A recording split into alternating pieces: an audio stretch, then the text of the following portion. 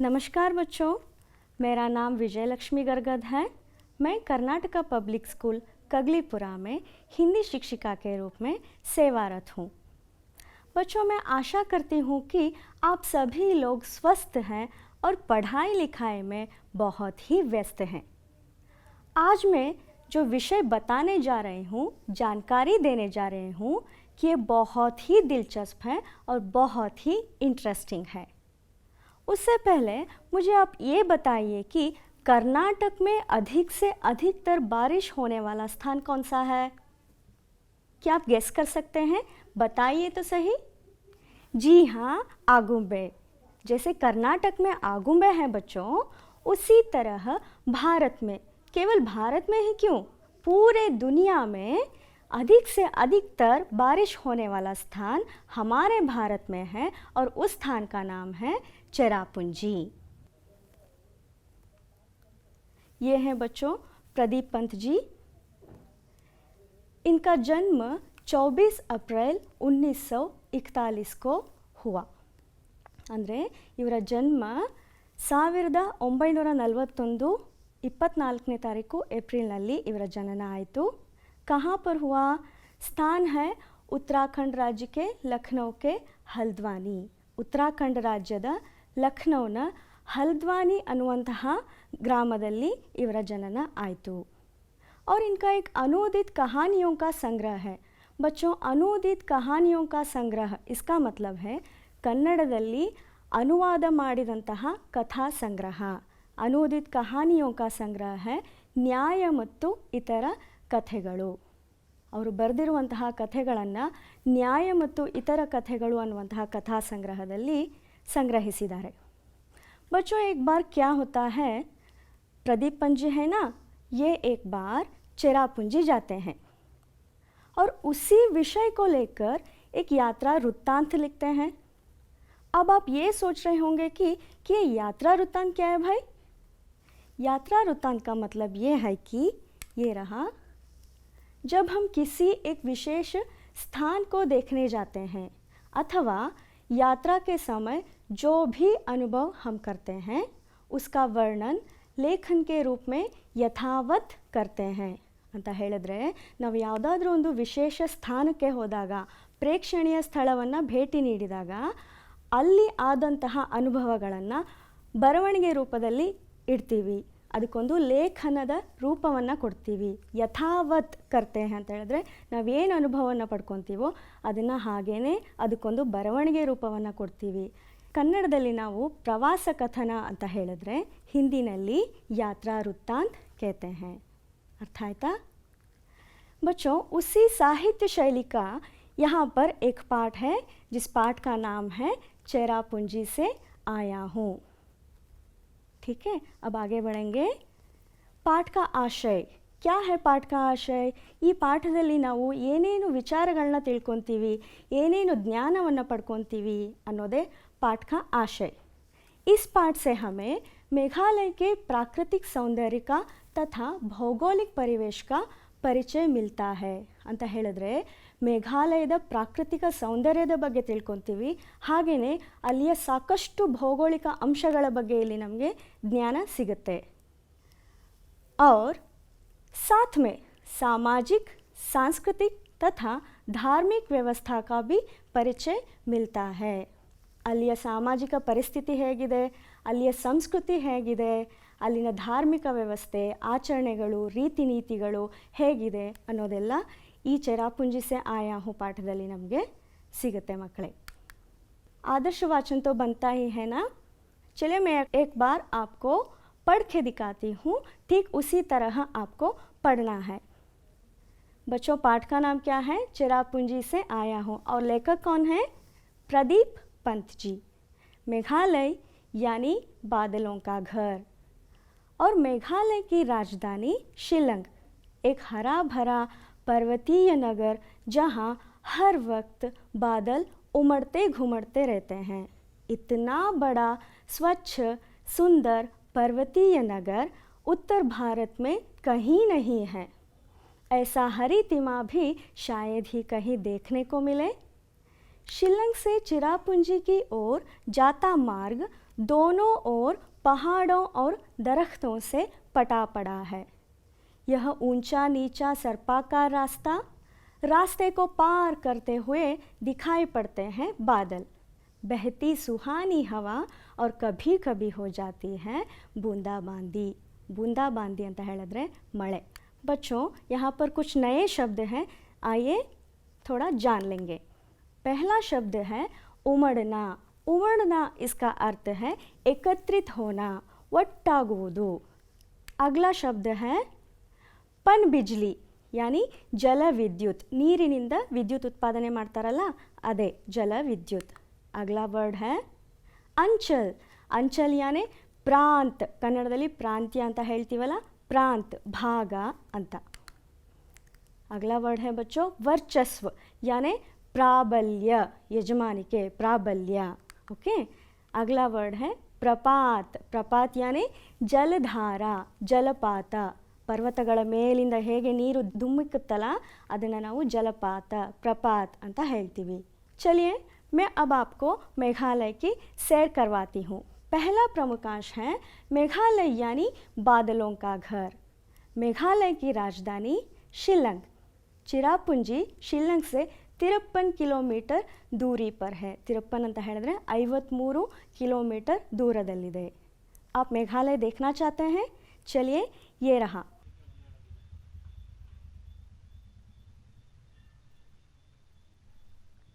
मेघालय यानी बादलों का घर। बच्चों, ये है मेघालय। मेघ और आलय शब्द मिलकर बना है मेघालय, जिसका अर्थ है बादलों का घर। ಅಂದರೆ ಮೇಘ ಮತ್ತು ಆಲಯ ಎಂಬ ಎರಡು ಶಬ್ದಗಳಿಂದ ಮೇಘಾಲಯ ರಾಜ್ಯ ಆಗಿದೆ। जिसका अर्थ है ಮೇಘಗಳ ನಾಡು, ಮೋಡಗಳ ನಾಡು, बादलों का घर। मेघालय की राजधानी शिल्लंग है। मेघालय की राजधानी शिल्लंग से 53 किलोमीटर दूर है चिरापुंजी। ಅಂದರೆ ಮೇಘಾಲಯದ ರಾಜಧಾನಿ ಶಿಲ್ಲಾಂಗ್ನಿಂದ 53 ಕಿಲೋಮೀಟರ್ ದೂರದಲ್ಲಿ चिरापुंजी ಇದೆ।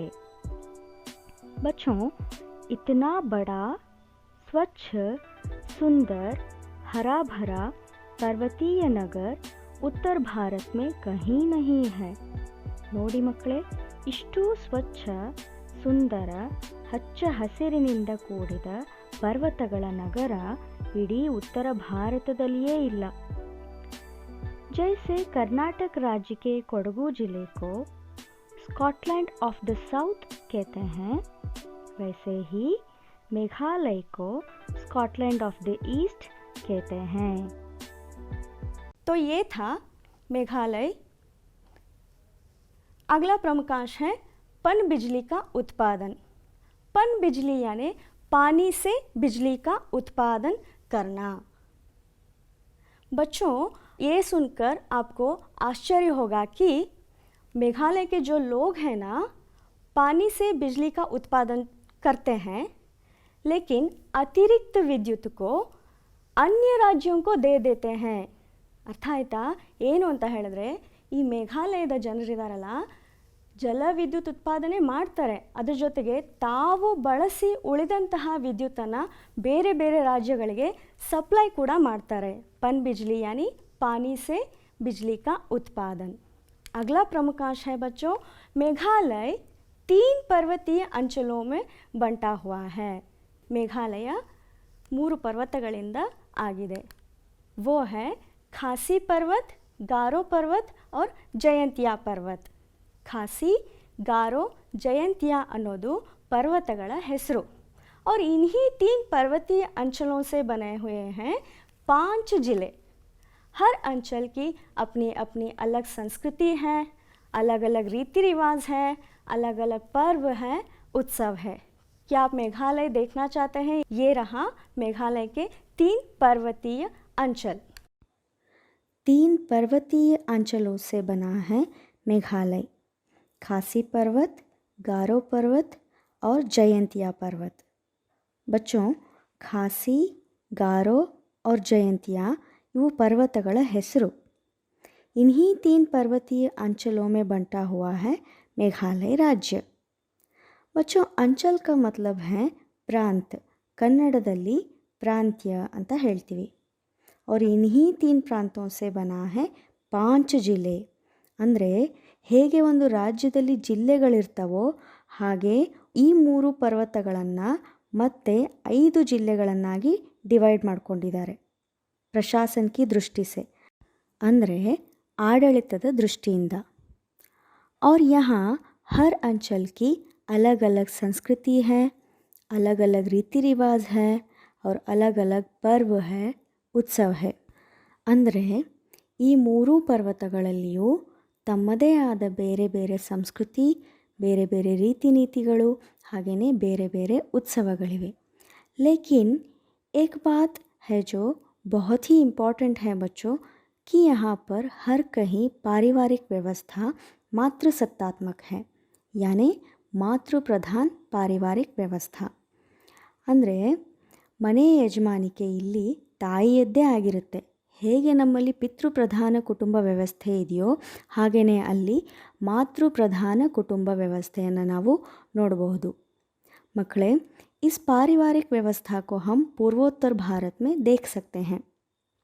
पूर्वोत्तर भारत का अर्थ है भारत के पूर्व और उत्तर के जो भाग है उस भाग में हम मातृसत्तात्मक पारिवारिक व्यवस्था देख सकते हैं. तो ये रहा आपने जो वीडियो देखा, उसमें क्या क्या देखा आपने? पर्वतीय अंचलों को देखा, वो हैं खासी पर्वत, गारो पर्वत और जयंतिया पर्वत. तो आगे बढ़े बच्चों. अगला प्रमुखांश है माइती बाज़ार. स्त्री का यहाँ वर्चस्व है. वर्चस्व इसका मतलब है प्राबल्य. स्त्रियों का पूरा बाज़ार ही वहाँ है, जिसे माइती बाज़ार कहते हैं, यानी माँ का बाज़ार. उस बाज़ार को देखना चाहते हैं आप? चलिए देख कर आएंगे. वर्ग भेद आपको देखने को नहीं मिलेगा, यानी इसका अर्थ है कि आपको यहाँ अमीर घरों की स्त्रियाँ भी इस बाज़ार में मिलेंगी और गरीब घरों की स्त्रियाँ भी. ಅಂದರೆ ಈ ಮಾಹಿತಿ ಬಾಜಾರ್ನಲ್ಲಿ ಬಡವ ಶ್ರೀಮಂತ ಅನ್ನೋ ಭೇದ ಭಾವ ಇಲ್ಲದೆ ಎಲ್ಲ ವರ್ಗದ ಜನರು ವ್ಯಾಪಾರಕ್ಕಾಗಿ ಬರ್ತಾರೆ. बच्चों, स्त्रियों का वर्चस्व है यहाँ पर. वर्चस्व इस शब्द का अर्थ है ಪ್ರಾಬಲ್ಯ. ಹೌದು ಮಕ್ಕಳೇ, ಇಲ್ಲಿ ಸ್ತ್ರೀಯರ ಪ್ರಾಬಲ್ಯ ಬಹಳನೇ ಇದೆ.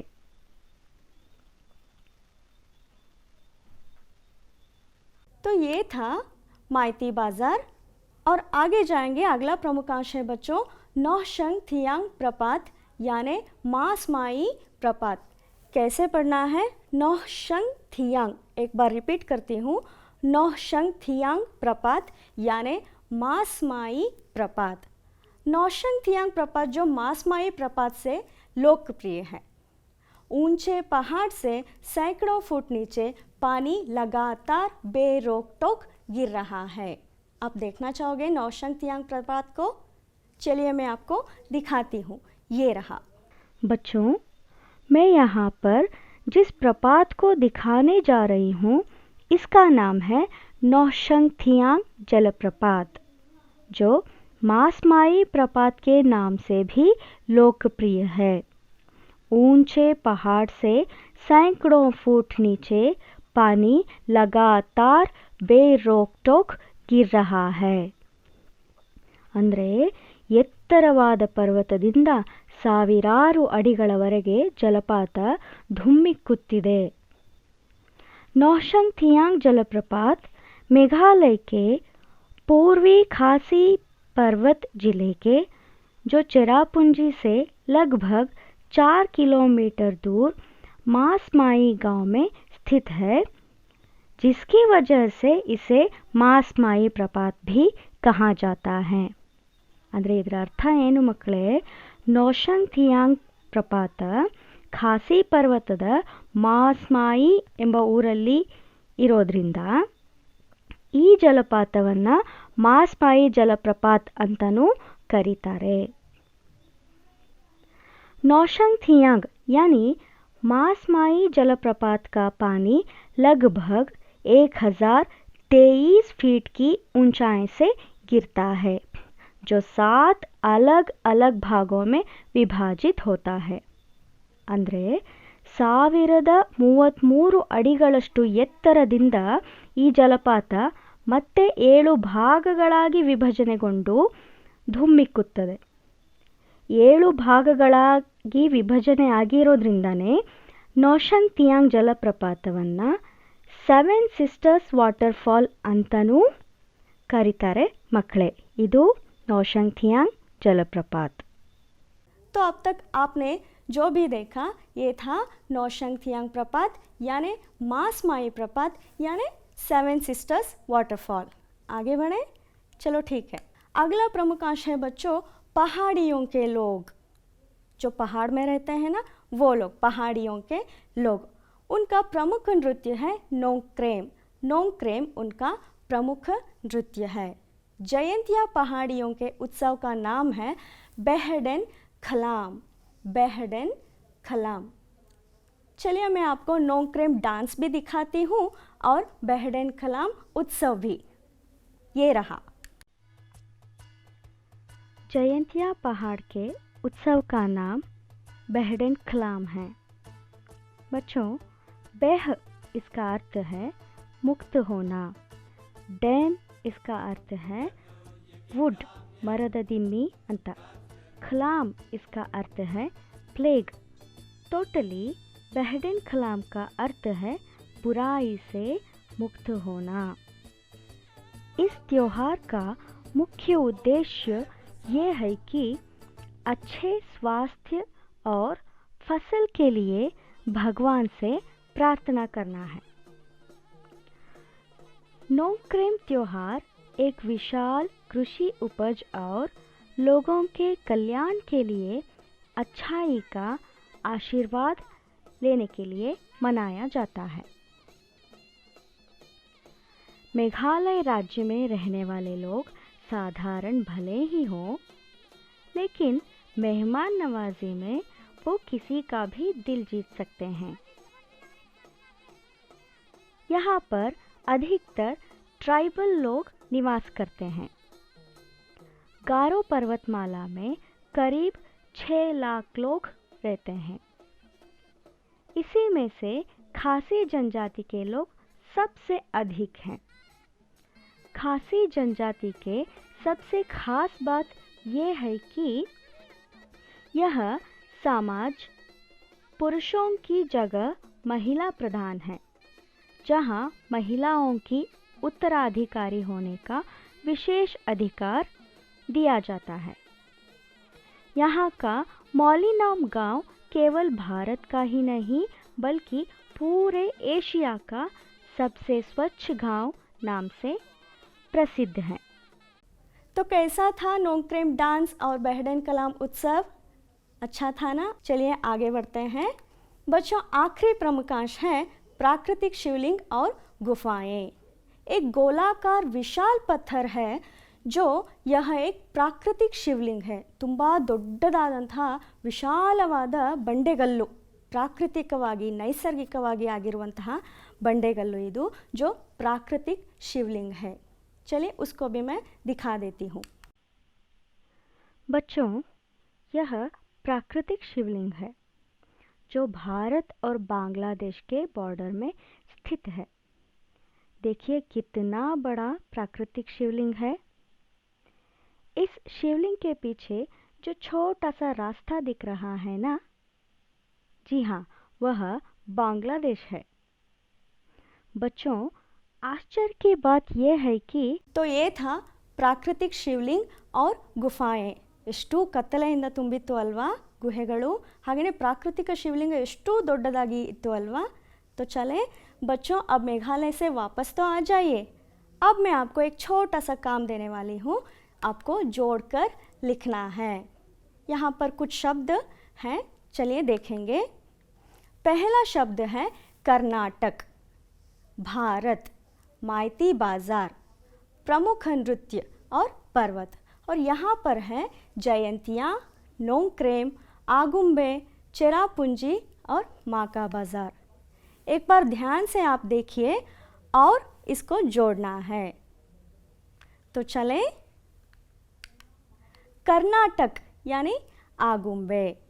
भारत का आंसर क्या होगा?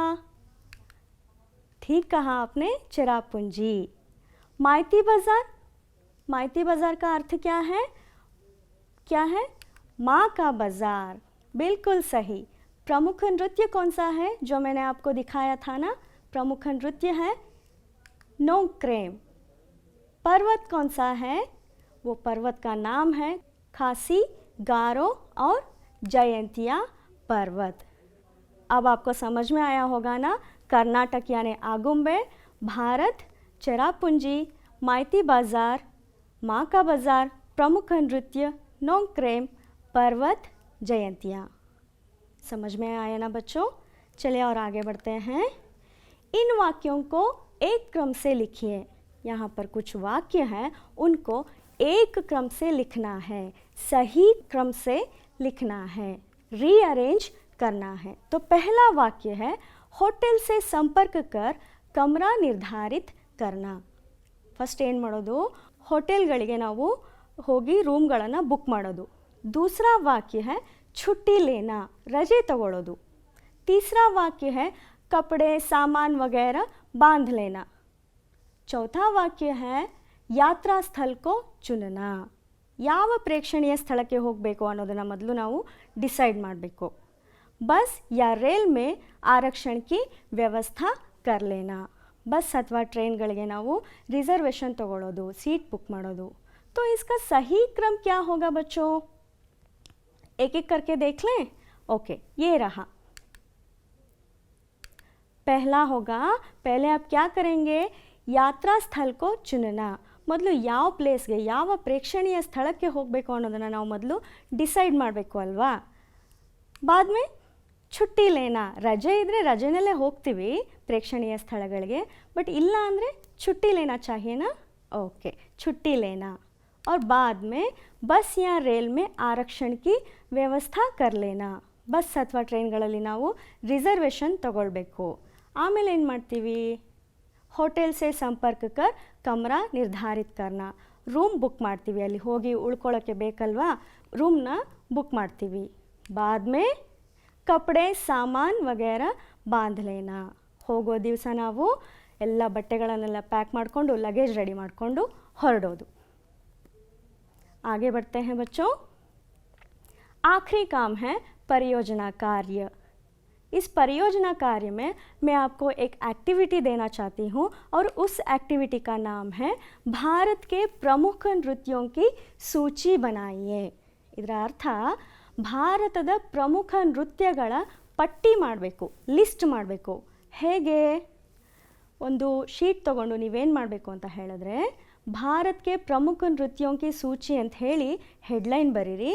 उस तरफ भारत के राज्यों को लिखना है और इस तरफ प्रमुख नृत्यों की सूची बनाना है. समझ में आया? मैं एक एग्जाम्पल देती हूँ. उस तरफ राज्यों के नाम, यानी ನಾನಲ್ಲಿ ಕರ್ನಾಟಕ ಅಂತ ಬರಿತೀನಿ. ಕರ್ನಾಟಕದ ಪ್ರಮುಖ ನೃತ್ಯ ಯಾವುದು ಅದನ್ನು ಈ ಕಡೆ ಬರಿಬೇಕು, ಯಕ್ಷಗಾನ. ಮತ್ತು ಮಹಾರಾಷ್ಟ್ರ ಅಂತ ಬರೆದ್ರೆ ಮಹಾರಾಷ್ಟ್ರ का प्रमुख नृत्य है तमाशा.